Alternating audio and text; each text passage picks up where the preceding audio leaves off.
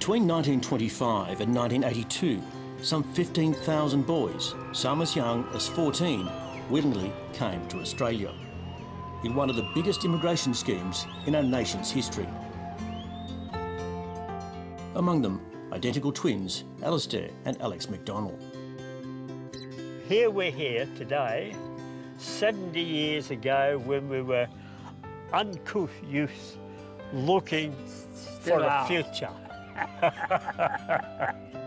That was here at Blighty, a one-horse town in southern New South Wales, about as far as you could imagine from their home in Edinburgh, Scotland. So how does it make you feel you're back here? This is where you were deposited, fresh from overseas 70 years ago. Lucky enough we had each other. Well, that was a big thing, you know. And we thought, well, we'd had stories before about young fellas being dropped off in miles from anywhere and told that that's where they were staying and no backup or anything there. And of course, we came out by the Big Brother movement, and after a training on the farm at Fairfield of 2 weeks, luckily Alistair and I were dropped off at the same spot. This is the nearby farm where the then 16-year-olds were sent to work. Today, there are only a few relics from that time, but their memories are vivid. work, work, work all the time. But that was it. That's how it was. There used to be a cottage where Ted and Neil used to... That was further down there, I think. Down there. It's gone now. The primitive hut they slept in is also long gone. The floorboards were actually sleepers, which were about 8 by 4, you know, and there wasn't anything between them. The wind used to whistle through those. And certainly the mattress wasn't all that good. They're now aged 86. It used to be It used to be all swampland in there. The boys, known as little brothers, were sent to farms where an adult called a big brother was assigned to supervise them. Not always very well.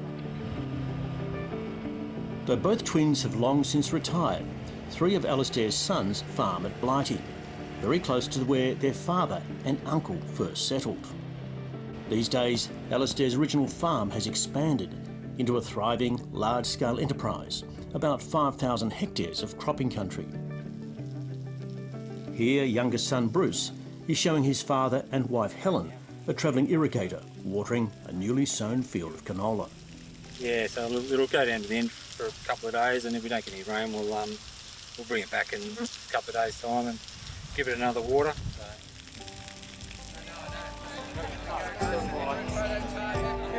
The Big Brother movement, known for decades as BBM, is this year celebrating its centenary, with reunions in most states of Australia. Not too many organisations get to 100 years old, so it's so important to recognise the journeys and honour the journeys that these men have made. This is the recent Sydney gathering, attended by the McDonald twins, along with about 100 other little brothers, joined by their partners, children and extended family.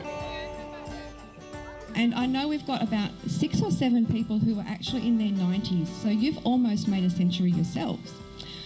So that's a real big effort to be here today.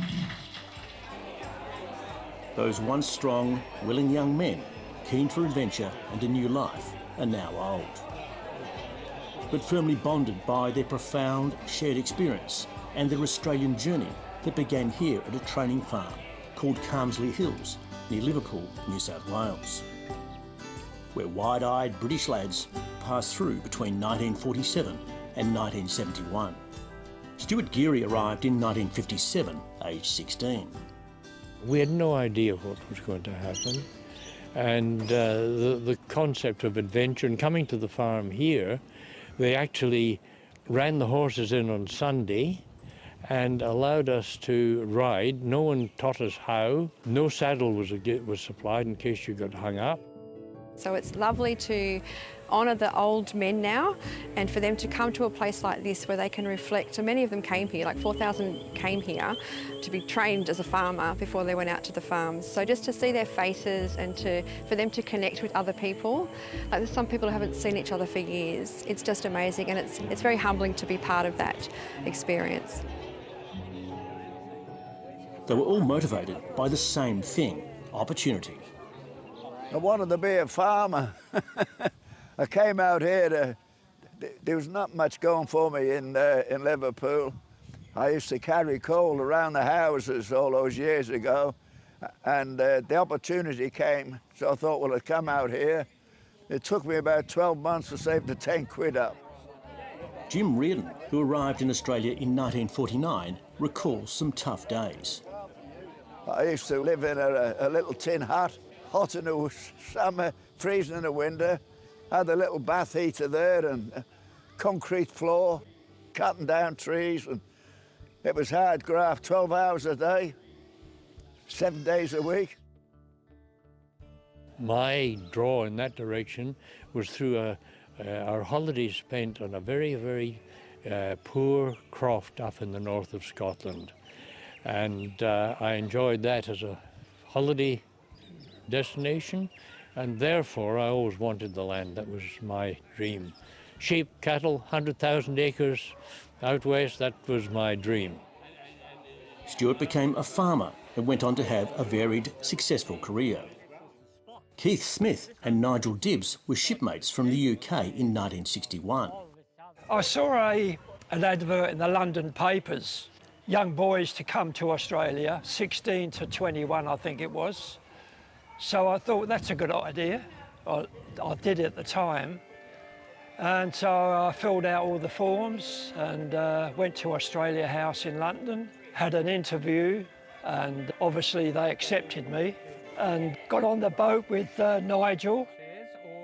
The pair lost touch for 60 years until reconnecting at a BBM reunion. And I walked around the tables asking if anyone had come out on the Fair Sea in 1961, and Keith said, I did. So that's when we met up again.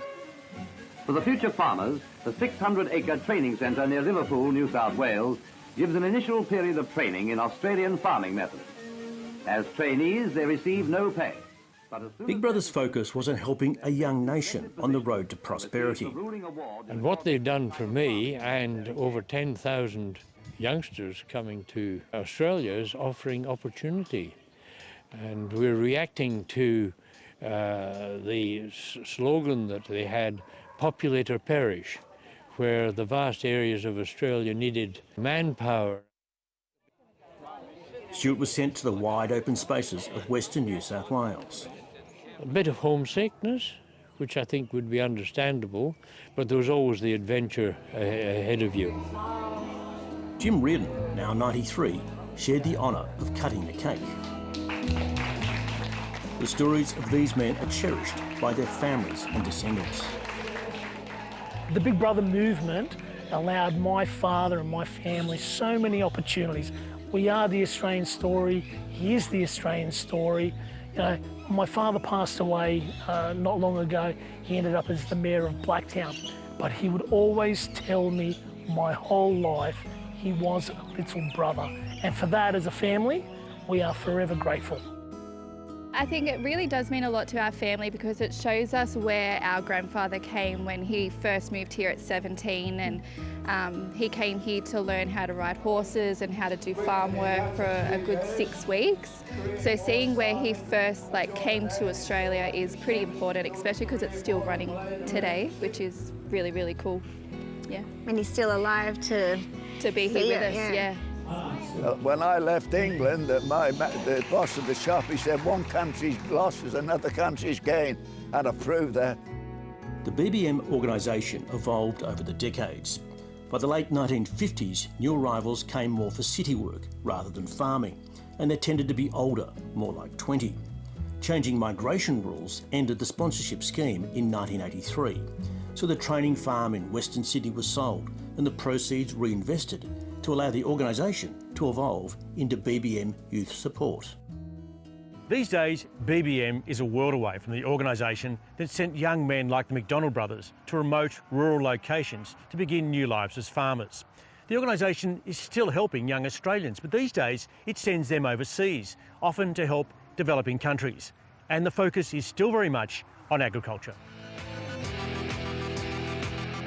We have a scholarship program that has been born out of the legacy of the Big Brother movement. So when the migration scheme stopped, we sold all the assets and we have invested those funds, and we live off those funds to provide scholarships for young people to travel overseas for work experience. All of it providing opportunities by supporting young talent through various initiatives.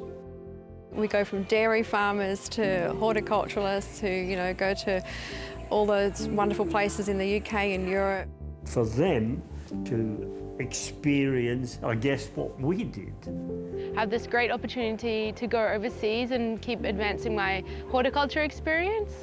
So I got to go over to the UK, I worked in Edinburgh's Royal Botanic Garden, and I also got to go and explore social and therapeutic horticulture, which is a big interest of mine. The Big Brother scheme had a profound role in the development of the Australian nation. From those little brothers, the organisation estimates there are now almost 100,000 descendants. And that doesn't include all those family and friends who came with them as well. So, yeah, it's pretty special. For the McDonald family, the Big Brother scheme was especially momentous. The twins and 3 more of their siblings eventually emigrated to Australia, as did their parents, who happily lived out their lives here. Yeah, we all came out to the good country. For the McDonalds, with the usual chemistry of twins, a duet is never far away. I just come down from the highest sky. I'm no very big, but I'm awfully shy. The lassie shout as I go by.